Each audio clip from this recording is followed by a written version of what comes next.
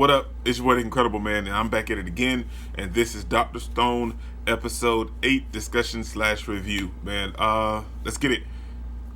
This episode, it was good. I enjoyed it, and that's just what Dr. Stone brings to the table, man. It brings excitement, enjoyment, and all of that greatness that it brings each week. But this episode was a little more slowed down than the prior episodes. It didn't really advance the story, but I'm not upset about that. I actually still enjoyed it because it was a fun and entertaining, oh my bad, episode. So I mean, there wasn't really anything bad about it. It's just you can definitely tell that it was slowed down because I'm assuming the next episode is going to be pretty action packed. There's going to be some good stuff. But this one was slowed down, and it gave us just a little more about the village, about the characters in the village, some more character introduction, and yeah, you could definitely tell that something big is upcoming. Like the village arc is going to be absolutely fantastic. So let's talk about it, man. Excuse me. First off, it pops up right after last week's episode, and we see, which I'm assuming is the village chief, which is also Kohaku and Rui's dad, I'm assuming, because he has blonde hair too. But which we see him and his like two guards or whatever, or people that kind of help him run the village, and they were talking about Senku. They was like, well, we know that Kohaku brought this the outsider here, but what was the good about that whole little thing was that I don't know if anybody else caught it, but to me, I know that Rui is sick. But to anyone else, did it seem that like when their father said that like he disowned Kohaku and like kicked her out of the part of the village and stuff, did it seem like Rui kind of just made herself kind of fall or get sick a little bit, like so that they wouldn't bash or talk about Kohaku in any kind of way? That's what it seemed like to me. I mean, I could be wrong, but it just seemed like she was sick, but like she seemed like she done that so that would take their attention off of Kohaku and not just bash her and continue to talk about her and stuff. But there was a lot of stuff in this episode. That's why I said it was still a good episode. It just was slowed down. But there was a lot of stuff that they were talking about. After that, we get to the point. What I also enjoyed was getting brief flashes of different people inside the village. Which, let's be real, the three sisters, Ruby, Sapphire, and Topaz, Diamond, some Pearl. Anyway, some kind of jury, or I mean, stone. But anyway, the three sisters, like they are absolutely fine. But this whole episode, like I give those sisters major props, and Rui's fine too.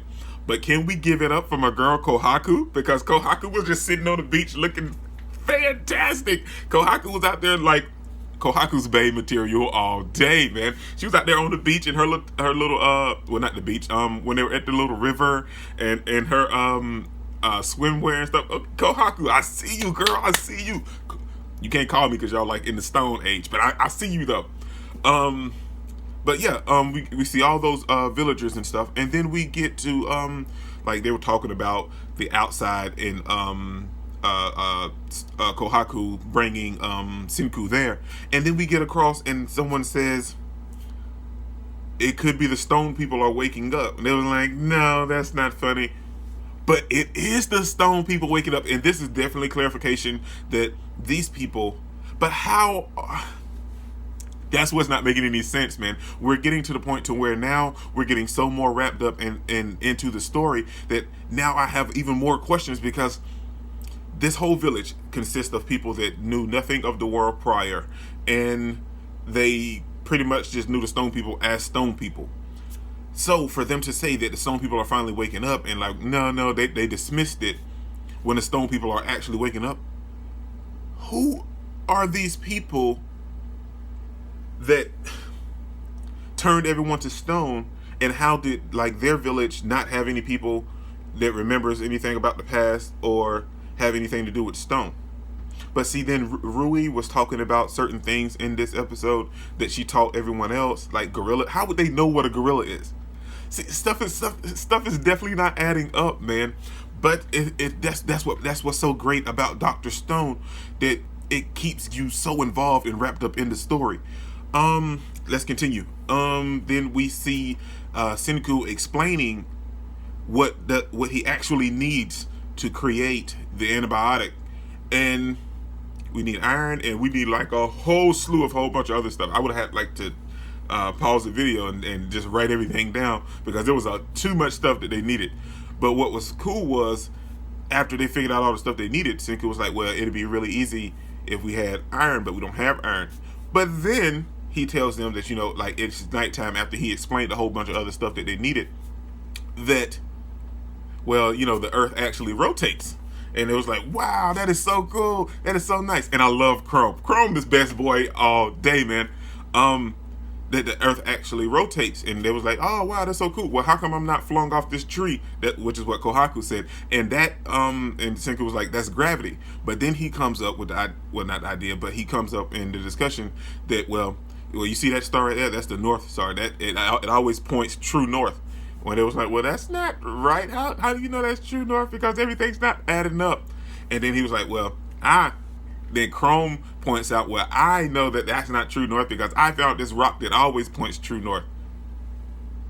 And it's a magnet. But before that, we also see that Senku notices and realizes that in those 3,000 years, the whole earth has shifted like that. I think it kind of tilted a little bit, and more so. So the whole earth has shifted within those 3,000 years.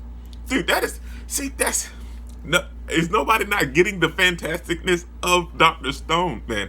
So then we find that he found a whole bunch of magnets. So they go to the river to find a whole bunch of magnets, and we get introduced to another character. I can't remember her name. I'll remember it by next episode. But I'm going to call her Watermelon Girl. So we get introduced to Watermelon Girl, and she seems like a nice, fun character. So, and I love the fact that she can transform into a little itty bitty watermelon. And we get that, and that's when we come into the part to where Chrome and Kohaku were mentioning and saying stuff that Senku was like, well, how do you guys know this? Because there's no way you guys should know whatever this is. I'm trying to remember what it Monomotari or something like that. I can't remember. But anyway, and correct me if I'm wrong, but that's anime itself, right? Like a anime or like a series or manga or something. I think it is, or video game or something. Comment down below and let me know. But then he was like, well, how do you guys know this stuff, like and everything? And he was like, well, how do you know gorilla and everything? How do you guys know these phrases and terms? And it was like, oh, well, Ruine taught it to us. How does she know this stuff when you guys are like dumb stone people? No offense. I mean, you guys are great and I love the characters, but you guys don't know any of this stuff. But how does she know this stuff? So then we get to the whole part after they've gathered everything, and Senku is trying to win everyone in town over so he can have the science civilization. And he uses the little watermelon girl as a detective. And I love this whole episode. I love all of the skits and the cutaways where it was like Senku's making, and Senku and Chrome were both making these weird faces throughout the whole episode. Like, yes, we're going to use everyone to our advantage. So I love that. And I love the cutaways. And the comedy is always there with Dr. Stone. It always brings a smile to my face. Then we get introduced to a whole bunch of the characters throughout the village. And what else do we get? Oh, we get the little watermelon girl. They put her in like a detective Sherlock Holmes outfit, and she was roaming through the village trying to find out what did everyone want from the village that Senku could possibly give them to sway them to his side. And that was the greatness of this episode, because then he made ramen. In this stone world, he made ramen. Oh man, it was so good, and it looked good. Now I don't know if I would have ate it, because even I'm with Senku. Like, he tasted it and like he was like, "This is bitter. This is disgusting," but they think it's great because they haven't had anything else. So that too much didn't happen this episode, man. So then that's how it ended. But I did like seeing the two guys with the spears. The other guy that didn't get a golden spear was like, "Well, I think I'm gonna go help him because I kind of want a silver spear." He was like, well, no, we have to follow by rules. Rules is rules. He's like, well, you got your golden spear. Well, trade with me if you don't want to care. So it was good. It was really too much didn't happen. It was a little informative because we got introduced to a whole bunch of other characters. But that's pretty much all that happened, man. But it was a great episode. The only thing, it was just slower. And I have no problem with that because we got introduced to some characters, we got a little comedy, and it would ease on with the story progression. But that was this episode, man. Don't forget to smash that like button so you can't smash it anymore. Comment down below and I'll be sure to respond to each and every one of them. And subscribe, but only if you really want to, man. And remember that anime matters, anime is greatness, and anime is life, man. Peace out.